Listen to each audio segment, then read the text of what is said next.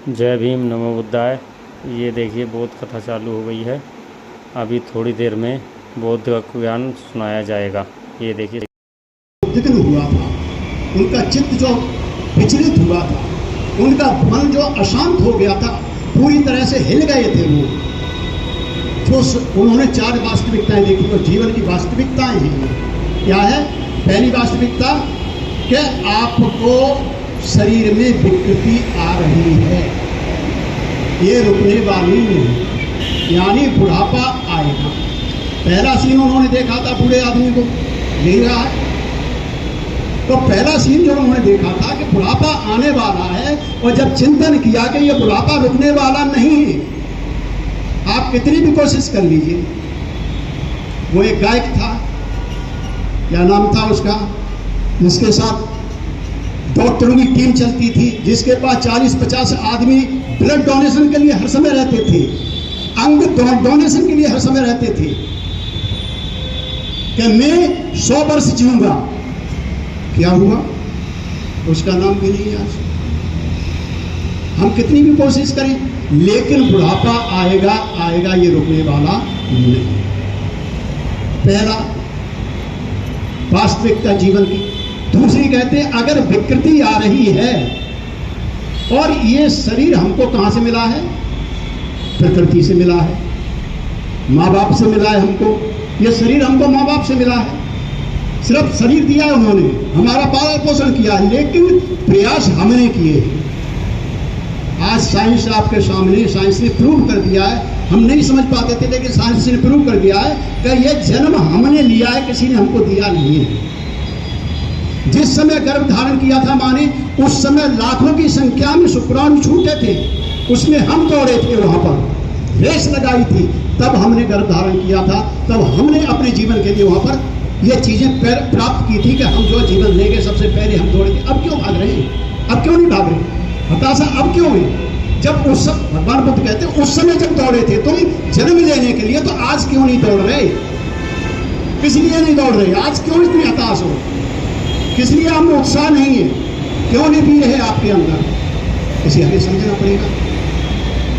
तो जब बुढ़ापा है, और ये प्रकृति से आया है, प्राकृतिक है, सभी जीव जो प्रकृति से आ रहे हैं, सारे प्राणी प्रकृति से आ रहे हैं, तो क्या होगा? प्रकृति का इसके ऊपर असर होगा, प्रकृति का इसके ऊपर असर होगा। गर्मी का असर होगा, सर्दी का असर होगा, वर्षा का असर होगा, हर चीज का असर पड़ेगा। और जब असर पड़ेगा तो फिर दूसरा यहाँ से वास्तविकता निकलती है कि ये जो है बीमार होने वाला है। अगर इसके ऊपर प्रकृति का असर हो रहा है, इसका मतलब है कि ये बीमार होगा, इसे आप रोक नहीं सकते। रोक सकते?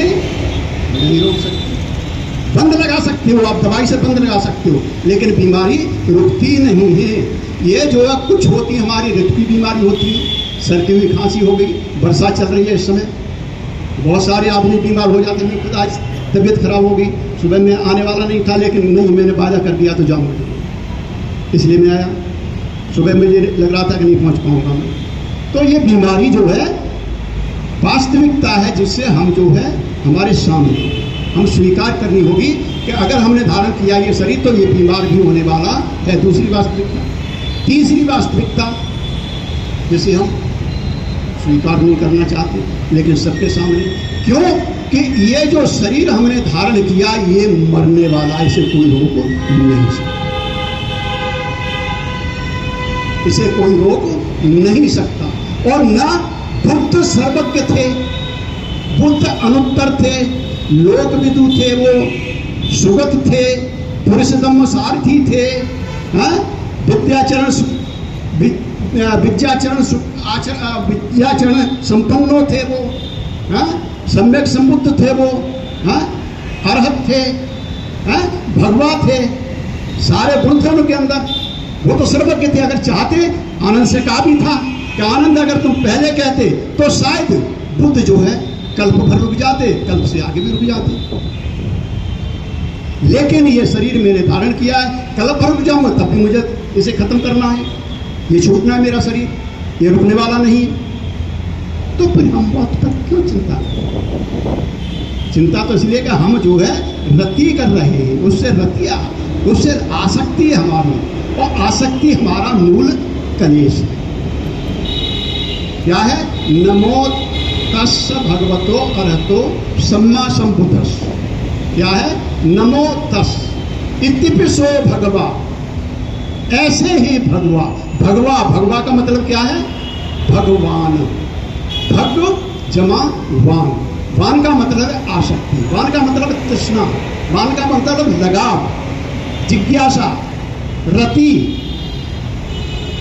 वान का मतलब है हमारी इंद्रियों के प्रति जो हमारी रति है, इंद्रियों के प्रति है। अगर हमारी आंख नहीं होती हम देखते नहीं, रूम में हम लिप्त नहीं होते।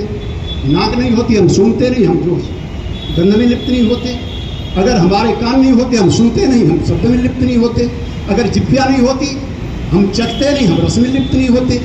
अगर शरीर नहीं होता, ना गर्म होता ना ठंडा होता, ये हमारे ऊपर जो ये सबसे बड़ा अंग त्वचा का फैला हुआ है, यही तो हमें आसक्ति में ले जाते हैं। यही तो 5 ले जाते हैं हमको आसक्ति में, बार बार हमको ले जाते हैं। तो आसक्ति की वजह से हम जो है, लेकिन क्या है?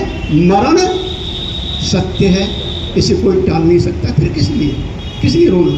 चौथा, भगवान बुद्ध बताते हैं वास्तविकता जीवन की, कि आप कितना भी संघर्ष करिए, कितना भी आप रोकिए, लेकिन अपने प्रियजनों से आपको बिछड़ना ही होगा। जिनको आप प्रिय मानते हैं, जिनसे आपका लगाव है, जो आपके अपने हैं, नजदीकी हैं, उनसे एक दिन आपको अलग होना ही होगा। तो आज आपके सामने है, कितने मेरे साथी हैं? क्या ये सब दिल्ली के वासी तो हैं नहीं? हैं क्या दिल्ली के वासी? हम सब कहां से बिछड़ के आ रहे हैं? अपने माँ बाप से बिछड़ के आ रहे नहीं आ रहे? छोड़ा नहीं छोड़ा परिवार हमने पीछे। ये छोटी छोटी बातें जिनको हम नहीं समझ पा रहे। बुद्ध तो यही तो कहते हैं, ये आप समझिए और अपने दुख दूर कर लीजिए। दुख क्या है? पहला सत्य बाबा साहब कहते हैं, ये भगवान बुद्ध का जो धम्म है ये दुख से शुरू होता है, इसलिए हर आदमी इसको समझता नहीं है, समझ में नहीं आता है आखिर दुख है क्या। तो दुख क्या है? भगवान बुद्ध वहां पर पहला ही गुण है जो भगवान का, जो हम नाम ले रहे हैं भगवान में इसमें छुपा हुआ है दुख। क्या वान का मतलब तृष्णा, और तृष्णा ही जो दुख का कारण है। अगर तृष्णा नहीं होती, चाहत नहीं होगी किसी से, तो कोई चाहत आपका दुख नहीं होगा। क्योंकि हम मानव ही, मानव प्राणी हैं और हम अपने को सबसे सुपीरियर समझते हैं। इसलिए हमने विज्ञान का गलत सहारा लेकर के इस प्रकृति को विनाश के रास्ते पर डाल दिया। बुद्ध कहते हैं प्रकृति का संरक्षण करना, बुद्ध कहते हैं प्रकृति का संरक्षण करना है, लेकिन हम क्या कर रहे हैं? प्रकृति का विनाश कर रहे हैं। यहाँ कभी क्या यहाँ मानव था? नहीं। यहाँ किसका राज था? अन्य प्राणियों का। हमने हनन कर दिया उसका। ठीक है, विकास करिए, लेकिन उनका जीवन क्यों हम खराब कर रहे हैं? कभी हम सोच नहीं रहे? आज का माहौल आप देख रहे हो, जंगल काटे जा रहे हैं, रोड निकाले जा रहे हैं। अरे पड़ोसी आपका चाइना है, आप किससे कर रहे हो? आप हम किससे कर रहे हैं अपनी तुलना? पाकिस्तान से। हम किससे कर रहे हैं? बांग्लादेश से, जो आज हमसे आगे निकल गए, अर्थव्यवस्था में हमसे आगे निकल गए। हम किससे करें तुलना हमें किससे करनी चाहिए? चाइना से करनी चाहिए। जहाँ एक पेड़ नहीं काटते, वो पेड़ काटते तो वहाँ एक पेड़ काटेंगे 10 पेड़ लगा देंगे। अगर रोड निकालना है तो पेड़ों को ऊपर से निकाल देंगे। एक वहाँ पर पहाड़ नहीं काटा जा रहा, एक जंगल नहीं काटा जा रहा, और हमारी चाइना की अर्थव्यवस्था जो है 1 नंबर पर पहुँचने जा रही है धीरे धीरे करके। क्या वहाँ पर हमारी ऐसी वो नहीं?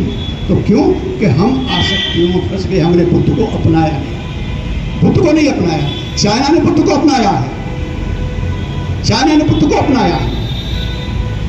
जब पामयान की मूर्तियां तोड़ी जा रही थी, क्या तुम तोड़ो, हम बना के तैयार करते हैं। उसने पहाड़ काट के पूरी मूर्ति पर तैयार कर दी।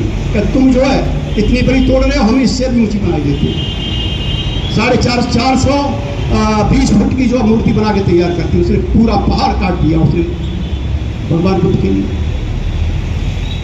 ये प्रोग्राम ख़त्म हो गया है। मैं बाबा साहब की मूर्ति के पास आ गया हूँ। ये प्रोग्राम समाप्त हो गया है। जय भीम, नमो बुद्धाय। फिर मिलते हैं आगे के लिए।